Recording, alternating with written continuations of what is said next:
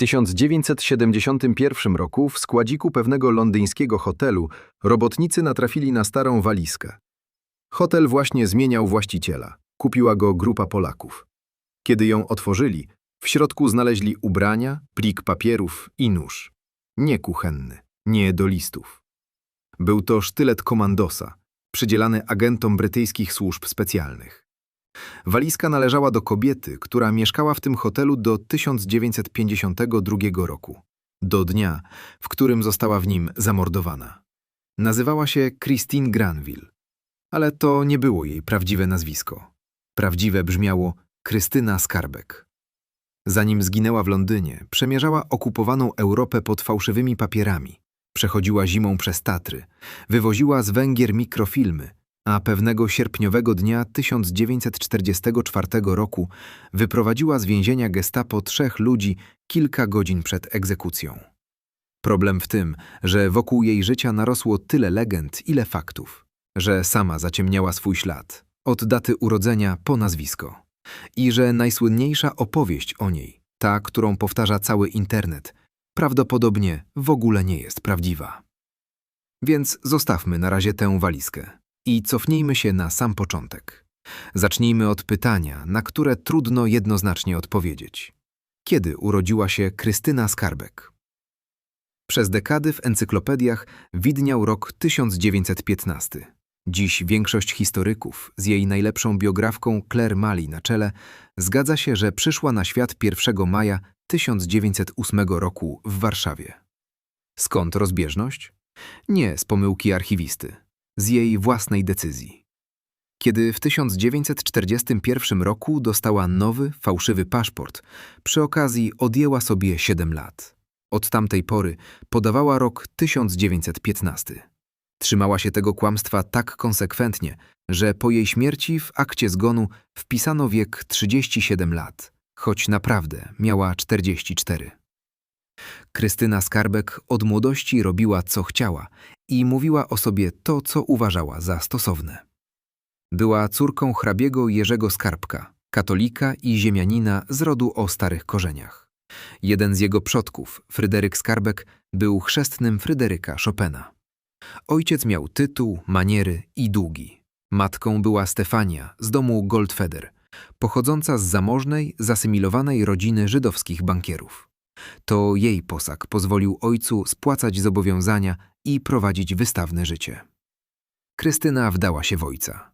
Jeździła konno okrakiem, nie w damskim siodle, jak wtedy wypadało. Nauczyła się jeździć na nartach w Zakopanem i w Tatrach czuła się jak w domu. To ważne, bo góry wrócą w tej historii jeszcze nie raz. Beztroskie dzieciństwo skończyło się szybko. W latach 20. majątek stopniał. Rodzina musiała przenieść się do Warszawy. W 1930 roku zmarł ojciec, a finansowe imperium Goldfederów już wcześniej się załamało. Krystyna, żeby nie być ciężarem dla owdowiałej matki, poszła do pracy w salonie samochodowym Fiata. Szybko rozchorowała się od spalin. Na zdjęciach rentgenowskich lekarze dostrzegli cienie na płucach i podejrzewali gruźlicę, tę samą chorobę, która zabiła jej ojca. Dostała odszkodowanie od ubezpieczyciela i radę, by jak najwięcej przebywać na świeżym powietrzu. Wróciła więc w góry. Zapamiętajmy te cienie na płucach. Wrócą w najmniej spodziewanym momencie. I jeszcze jedno, bo tu internet lubi się mylić. Często można przeczytać, że Krystyna wygrała konkurs Miss Polonia. Nie wygrała. W 1930 roku została wicemiss. Piękna, owszem, przyciągała spojrzenia, ale korony nie zdobyła. Tytuł Miss Polski to jedna z tych ozdób, które z czasem dokleiła jej popularna wersja opowieści. Wyszła za mąż 2 razy. Najpierw za przedsiębiorcę Gustawa Gettlicha. Związek rozpadł się szybko i bez dramatów. Potem w 1938 roku za Jerzego Giżyckiego, pisarza i podróżnika, człowieka od niej znacznie starszego, który jako nastolatek uciekł z domu i pracował w Ameryce jako kowboj i poszukiwacz złota. Sama mówiła o nim później, że przez lata był dla niej kimś, kto trzymał ją pod swoim wpływem i że nie wierzył, iż potrafi go zostawić. Kiedy wybuchła wojna, Giżycki pełnił funkcję konsula w Etiopii. Wiadomość o niemieckim ataku zastała ich w Afryce i tu zaczyna się druga Krystyna Skarbek, ta, o której powstały książki. Popłynęli do Londynu. Dotarli tam na początku października 1939 roku. Krystyna od razu zgłosiła się do Brytyjczyków z propozycją: chce pracować przeciwko Niemcom. Warto się przy tym zatrzymać, bo krąży tu sporo nieporozumień. Nie zaczynała od słynnego SOE, Kierownictwa Operacji Specjalnych, bo ta organizacja jeszcze nie istniała. Powstała dopiero w lipcu 1940 roku. Skarbek najpierw trafiła do wywiadu, do Secret Intelligence Service, znanego jako MI6. Została jego agentką na kilka miesięcy przed narodzinami SOE. To czyni ją pierwszą kobietą, którą Brytyjczycy wysłali w pole jako agentkę i, co potwierdzają badacze, najdłużej służącą brytyjską agentką całej wojny. Nie było łatwo. Brytyjczycy początkowo nie byli zainteresowani. Cudzoziemka, kobieta, Polka bez doświadczenia w wywiadzie. Przekonali ich dopiero jej znajomi, w tym dziennikarz Frederick Voigt. W pierwszej notatce służby opisano ją słowami, które trudno pomylić z opisem urzędniczki. Zapalona polska patriotka, świetna narciarka, poszukiwaczka przygód, absolutnie nieustraszona. Jej pomysł był prosty i szalony zarazem. Chciała przedostać się przez góry z Węgier do okupowanej Polski i uruchomić kurierski kanał łączności. Wyjechała do Budapesztu w grudniu 1939 roku. Węgry nie były jeszcze w wojnie, ale coraz mocniej ciążyły ku Niemcom. Jej przykrywką była legenda dziennikarki, a potem weszła w góry. Zimą. Z pomocą polskiego narciarza klasy olimpijskiej. Źródła podają tu różne nazwiska, najczęściej Jana Marusarza. Przeszła przez zaśnieżone Tatry do kraju. To nie była metafora odwagi. To był marsz przez ośnieżone przełęcze, na granicy, której pilnowały niemieckie patrole. W Warszawie odnalazła matkę. Błagała ją, żeby wyjechała. Stefania odmówiła.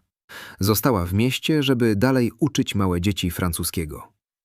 W styczniu 1942 roku została aresztowana przez Niemców jako Żydówka i osadzona na Pawiaku. Tam zginęła. Tu historia zatacza okrutne koło. Pawiak, więzienie, w którym zamordowano matkę Krystyny, zaprojektował w XIX wieku jej własny przodek. Ten sam Fryderyk Skarbek, chrzestny Chopina, który był reformatorem więziennictwa. Człowiek, który chciał budować lepsze, bardziej ludzkie więzienia, nieświadomie postawił mury, za którymi zginęła jego krewna. Tego rodzaju zbiegów okoliczności nie da się wymyślić. Krystyna przez cały 1940 rok kursowała między Polską a Węgrami. Organizowała siatkę polskich kurierów, którzy wynosili z Warszawy raporty wywiadowcze do Budapesztu. Na prośbę Brytyjczyków wraz z poznanym w Budapeszcie Andrzejem Kowerskim prowadziła obserwację ruchu na granicach z Rumunią i Niemcami, dróg, kolei, rzek. To jej przypisuje się informacje o transportach ropy płynących do Niemiec z rumuńskich pól naftowych w Pleszti. Warto tu poznać Kowerskiego, bo to on stanie się miłością jej życia. Polski oficer, który przed wojną w wypadku na polowaniu stracił część nogi. To mu nie przeszkadzało wyprowadzać z Węgier internowanych polskich i alianckich żołnierzy oraz zbierać wywiadowcze meldunki. Znali się jeszcze z dzieciństwa, z rodzinnej stadniny. Teraz odnaleźli się na wojnie. Nigdy się nie pobrali, ale zostali razem, z przerwami, aż do jej śmierci. A po jego własnej śmierci w 1988 roku jego prochy złożono u stóp jej grobu. Ale wróćmy do wojny, bo zbliża się moment, w którym owe dawne cienie na płucach uratują jej życie. W styczniu 1941 roku Krystyna i Kowerski zostali w Budapeszcie aresztowani przez węgierską policję i przesłuchani przez gestapo. Sytuacja była bez wyjścia. I wtedy Krystyna zagrała najbardziej wyrachowaną kartę, jaką miała. Gryzła własny język, aż zaczął krwawić i symulowała objawy gruźlicy płuc. Choroby, którą naprawdę kiedyś u niej podejrzewano, więc wiedziała, jak wygląda. Lekarz orzekł, że kobieta jest w ostatnim stadium gruźlicy. Niemcy w obawie przed zarażeniem wypuścili oboje. To nie jest miejska legenda, a sam pomysł na tyle sprytny, że według późniejszych opracowań trafił do brytyjskich podręczników szkolenia agentów jako wzorcowa metoda wyjścia z przesłuchania. Po zwolnieniu para była śledzona. Trzeba było uciekać. I tu do gry wszedł brytyjski ambasador w Budapeszcie, Owen O'Malley. Wystawił obojgu fałszywe brytyjskie paszporty. Kowerski stał się Andrew Kennedym, a Krystyna Skarbek Christine Granville. To nazwisko zostanie z nią do końca. To przy tej okazji odjęła sobie 7 lat. Ucieczka z Węgier brzmi jak scena z filmu, choć wydarzyła się naprawdę. Krystynę wywieziono przez granicę do Jugosławii w bagażniku Chryslera należącego do ambasadora. Kowerski przejechał osobno swoim Oplem. Spotkali się po drugiej stronie, a potem była Sofia i mikrofilmy. W Sofii, w hotelu pełnym Niemców, Krystyna i Kowerski dotarli do brytyjskiej placówki. Przekazali attaché rolki mikrofilmu, które otrzymali od polskiej organizacji wywiadowczej Muszkieterowie. Na kliszy były zdjęcia niemieckich przygotowań wojskowych przy granicy ze Związkiem Radzieckim. Sygnał był jasny. Niemcy szykują atak na swojego sojusznika, Stalina. Materiał trafił do Londynu, na biurko Winstona Churchilla. Podobno premier z początku nie mógł w to uwierzyć. Do marca, po zestawieniu z innymi doniesieniami, uznał je za wiarygodne. W czerwcu 1941 roku Niemcy zaatakowały Związek Radziecki. I tu muszę być uczciwy wobec faktów, bo internet często opowiada to tak, jakby Krystyna Skarbek w pojedynkę ostrzegła Churchilla przed operacją Barbarossa. To uproszczenie. Mikrofilm był prawdziwy i naprawdę trafił do Londynu. Ale historycy wiedzą dziś, że ostrzeżenia o niemieckim ataku napływały z wielu źródeł jednocześnie, w tym z brytyjskiego złamania niemieckich szyfrów, słynnej ultry. Wkład Skarbek był realny. Nie był jedyny. To ważna różnica między historią a legendą. Z Sofii droga wiodła dalej. Turcja, Syria, Liban, Palestyna, aż wreszcie Kair, do którego dotarli w maju 1941 roku. Przejechali samochodem setki kilometrów przez terytoria sprzyjające Niemcom, wioząc kompromitujące listy i kolejne mikrofilmy, nieustannie czując na plecach oddech wroga. I tu, w Kairze, kariera Krystyny Skarbek nagle się załamuje. Bo oto jeden z najmniej znanych, a najbardziej gorzkich rozdziałów tej historii. Zamiast bohaterskiego powitania w Kairze czekała podejrzliwość.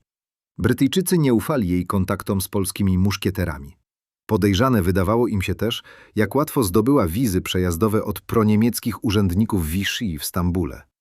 Tak łatwo, myśleli niektórzy, mógł je zdobyć tylko niemiecki szpieg. Cień padł również na Kowerskiego. W czerwcu 1941 roku oficer SOE przyjechał do Kairu i oficjalnie zwolnił oboje.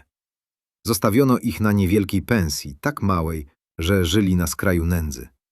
Kobieta, która przeszła Tatry i wywiozła mikrofilmy pod nosem gestapo, została odstawiona na boczny tor. Ta izolacja ciągnęła się latami. Przez resztę 1941 roku, przez 1942 i 1943. Dostawała drobne zadania: zbieranie informacji w Syrii i Egipcie, przekazywanie danych o polskich strukturach. Odrzucała propozycję pracy biurowej, chciała z powrotem w pole. Sytuacja była podwójnie okrutna. Brytyjczycy jej nie ufali, a polski rząd na uchodźstwie miał jej za złe, że pracuje dla Brytyjczyków. Zawisła między dwoma światami, niepotrzebna żadnemu. Droga powrotu wiodła przez organizację o nazwie First Aid Nursing Yeomanry, kobiecą formację w wojskowych mundurach, która służyła jako przykrywka dla agentek SOE. Oficer, który ją tam z powrotem ściągnął, Patrick Howard, żartował po latach, że najpożyteczniejszą rzeczą, jaką zrobił podczas całej wojny, było przywrócenie do służby Christine Granville.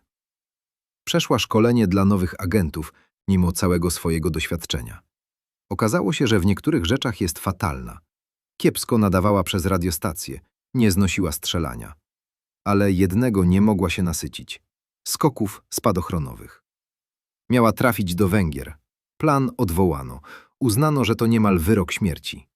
Do Polski wrócić nie mogła przez nieufność polskich władz. Została więc południowa Francja.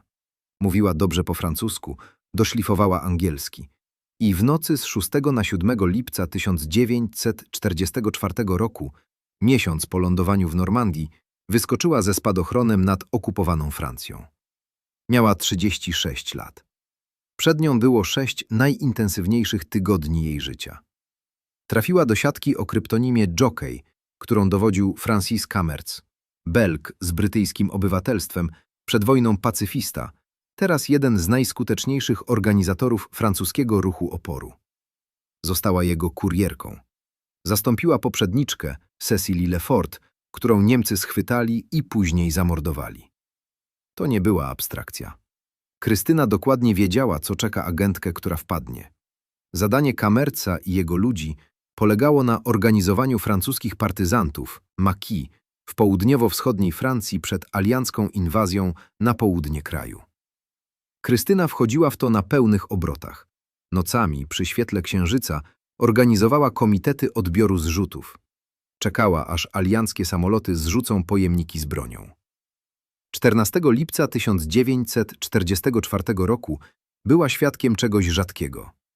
72 amerykańskie bombowce B-17 zrzuciły w biały dzień broń dla partyzantów na płaskowyżu Vercors.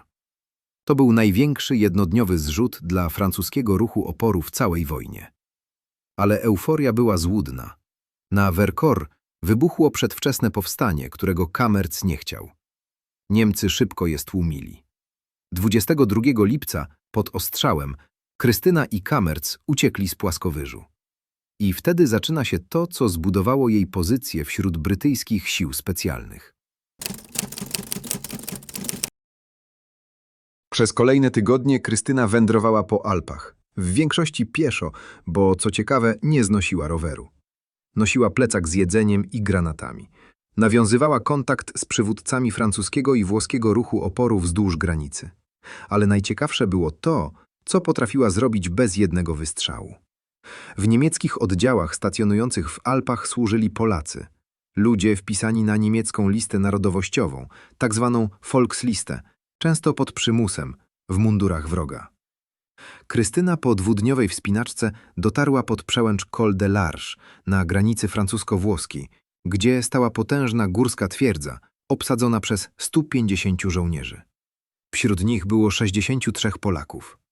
Odezwała się do nich, po polsku. Wyjawiła, kim jest i namówiła ich, żeby, kiedy nadejdzie sygnał, zdezerterowali i wysadzili fortyfikacje, tłumacząc dokładnie, jak to zrobić. 6 dni później niewielki oddział partyzantów podszedł pod twierdzę, a niemiecki dowódca skapitulował wraz ze swoimi zbuntowanymi żołnierzami.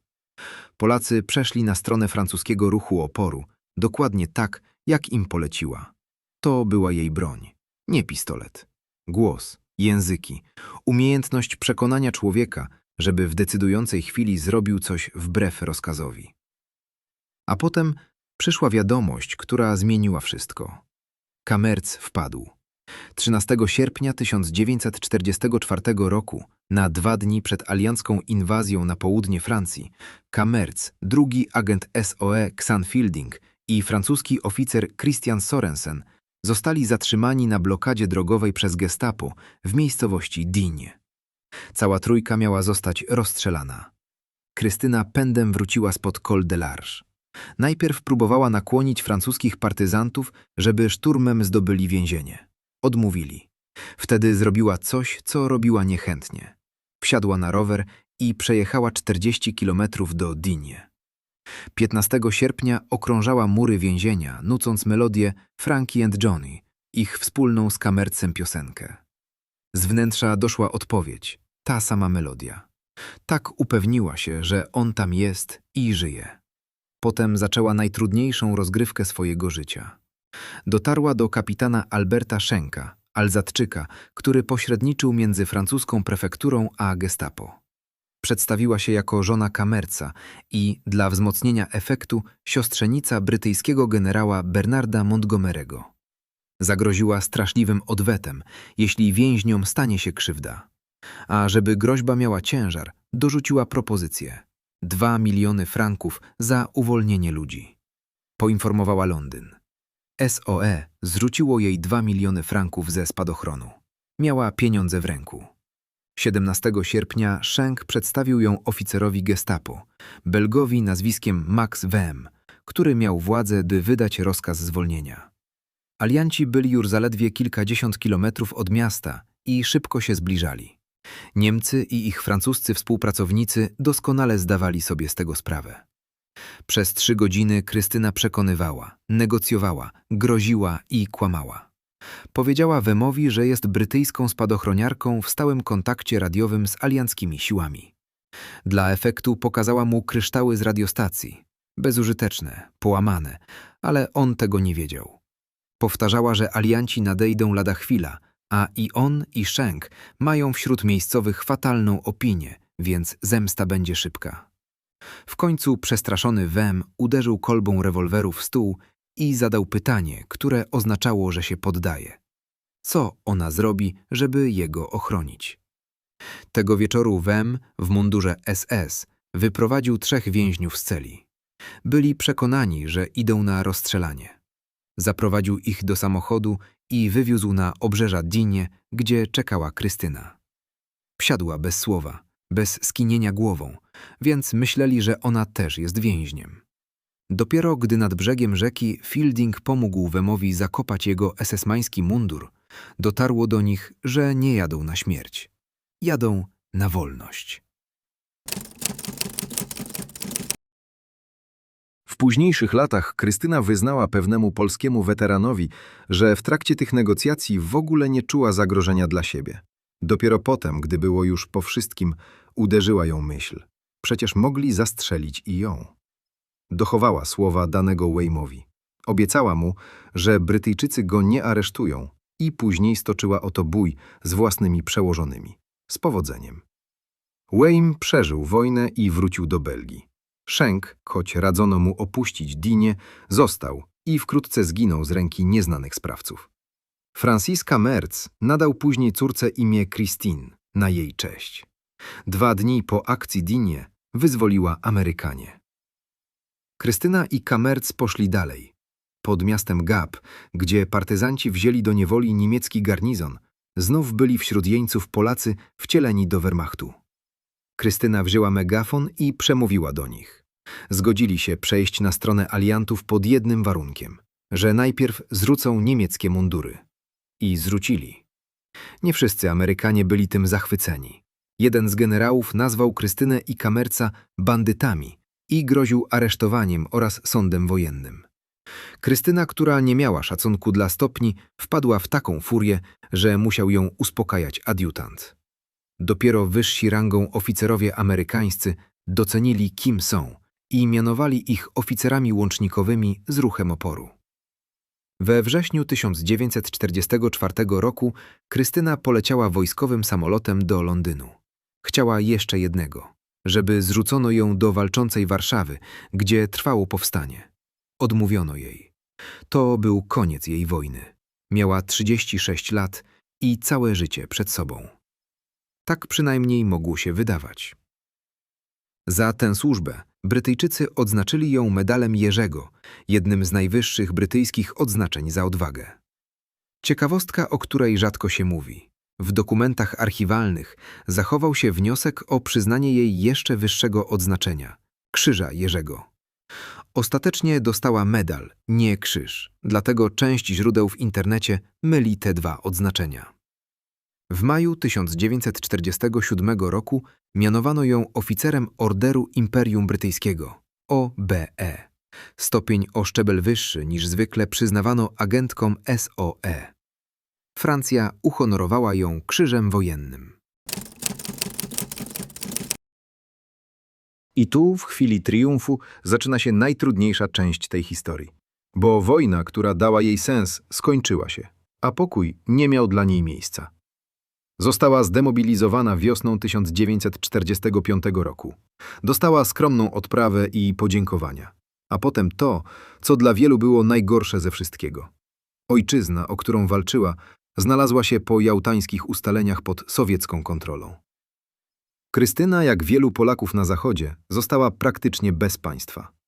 Xan Fielding, ten sam, którego uratowała spod egzekucji, napisał później z goryczą, że po 6 latach służby potrzebowała bezpieczeństwa bardziej niż ktokolwiek inny, a zamiast tego zwolniono ją z miesięczną pensją i zostawiono, by radziła sobie sama. Brytyjskie obywatelstwo, o które zabiegała, grzęzło w urzędniczej machinie.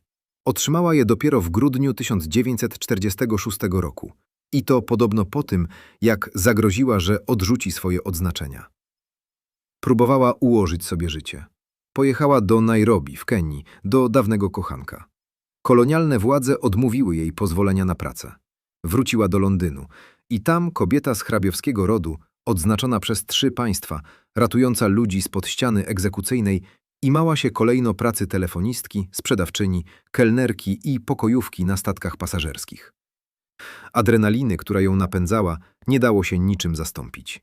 Na jednym ze statków, Transatlantyku, obowiązywał zwyczaj, że załoga nosiła swoje wojenne odznaczenia.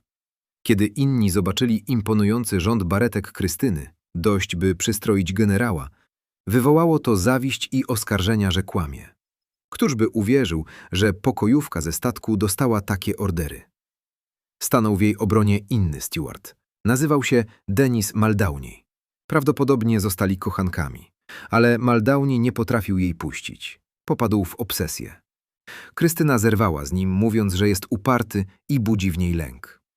15 czerwca 1952 roku w londyńskim hotelu Shelbourne przy Lexham Gardens Denis Muldowney wbił jej nóż w pierś. Zginęła, zanim nadeszła pomoc. Miała 44 lata, choć w papierach do końca widniało 37. Muldowney nie uciekał, czekał. Podczas procesu przyznał się do winy. Powieszono go w więzieniu Pentonville 30 września 1952 roku, niespełna 4 miesiące po zbrodni. Tożsamość Krystyny rozpoznał jej kuzyn. Pochowano ją na katolickim cmentarzu St. Mary's w Kensal Green na północnym zachodzie Londynu. 36 lat później u stóp jej grobu spoczęły prochy Andrzeja Kowerskiego, człowieka, który był przy niej od Budapesztu. To do jej pokoju wróciła ta walizka z początku naszej opowieści. Kufer z ubraniami, papierami i komandowskim sztyletem, odnaleziony w 1971 roku, gdy hotel przeszedł w polskie ręce. Dziś ten sztylet, jej odznaczenia i część dokumentów można oglądać w Instytucie Polskim i Muzeum imienia generała Sikorskiego w Londynie. Zostaje pytanie o legendę. Bo o Krystynie Skarbek krąży jedna opowieść, którą znają nawet ci, którzy nigdy nie słyszeli jej nazwiska. Że była pierwowzorem dziewczyny Bonda. Ta wersja bierze się stąd, że pisarz William Nolan twierdził, iż Ian Fleming, tworząc w Casino Royale postać Vesper Lind, wzorował ją na Christine Granville. Powtarza się to od dekad w setkach artykułów. Są na to historycy?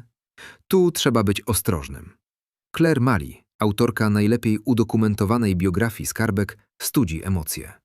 Zauważa, że jeśli Fleming rzeczywiście czerpał z Krystyny, to raczej z opowieści, które o niej krążyły, niż z niej samej, bo nigdy nie twierdził, że ją poznał, choćby przelotnie. Innymi słowy, to możliwe, ale niepotwierdzone. Fascynujący trop, nie fakt. I trochę szkoda, że akurat ta wątpliwa historia przylgnęła do niej najmocniej, bo prawdziwe rzeczy, które robiła, nie potrzebują wsparcia fikcji. Podobnie ostrożnie warto traktować popularne miano ulubionej agentki Churchilla. Powtarzają je książki, muzea i media. Ale precyzyjne, źródłowe potwierdzenie, że premier tak właśnie ją nazwał, jest trudne do wskazania. To etykieta, która dobrze brzmi i mocno się przyjęła. I tak też należy ją traktować. A jak oceniają ją historycy dzisiaj, kiedy odsiać legendy od dokumentów? Claire Malley napisała o niej wprost, że była najlepszym brytyjskim agentem czasów wojny. Alistair Horn, jeden z ostatnich żyjących ludzi, którzy ją znali, nazwał ją najodważniejszą z odważnych. Ale bodaj najcelniejszy jest opis, który zostawiła Vera Atkins z SOE, kobieta, która znała dziesiątki agentów. Powiedziała, że Krystyna była bardzo odważna, bardzo pociągająca, ale też samotniczką, która chodziła własnymi drogami i sama sobie była prawem. I może właśnie to jest klucz. Nie dziewczyna Bonda, nie ozdobny tytuł Miss, nie mit o kobiecie, która w pojedynkę ostrzegła Churchilla. Prawdziwa Krystyna Skarbek była ludzka i pełna sprzeczności. Arystokratka bez majątku, patriotka bez państwa, które chciałoby ją przyjąć, agentka, która nie znosiła broni, a ratowała ludzi głosem. Kobieta, która przeszła przez zaśnieżone Tatry, przechytrzyła gestapo i wyprowadziła skazańców z celi, a po wojnie sprzątała kabiny na statkach, bo nikt nie wiedział, co z nią zrobić. Umarła nie na wojnie, którą przeżyła. Umarła w pokoju, w londyńskim hotelu, z ręki człowieka, który nie potrafił znieść, że go zostawiła. Ta walizka ze sztyletem czekała w składziku 19 lat, zanim ktokolwiek ją otworzył. Trochę tak jak jej historia, długo zamknięta, przykryta legendą, dopiero z czasem rozpakowana przez badaczy, którzy chcieli oddzielić to, co się zdarzyło, od tego, co ładnie brzmiało. A kiedy się ją rozpakuje, okazuje się, że prawda i tak jest ciekawsza niż wszystko, co dopisano.